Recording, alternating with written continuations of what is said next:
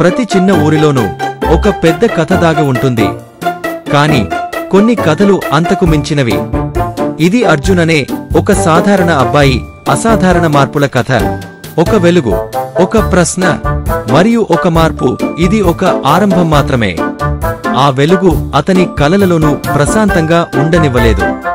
ఏదో తెలియని శక్తి అతనిని కదిలిస్తోంది. అద్దంలోకి చూస్తుంటే అతని వేళ్లలోంచి చిన్న చిన్న వెలుగులు మెరుస్తున్నాయి. తను మారిపోతున్నాడని అతనికి తెలుస్తోంది. కాని ఎలా? ఎందుకు? అర్థం కావడం లేదు. పిల్లవాడి అరుపుతో కుక్క వెనుక నుండి పరుగెత్తి దూకుతోంది. అర్జున్ తన చేతిని పైకి ఎత్తగానే ఒక వెలుగు బయటికి వచ్చి ఆ కుక్కని ఆపేసింది. ఎవరికీ ఏమీ తెలియదు. కాని అర్జున్లో ఏదో కొత్తదనం వచ్చిందని అందరికీ అనిపించింది. ఈ శక్తి నాకు ఎందుకు వచ్చింది? దీనితో ఏం చేయాలి?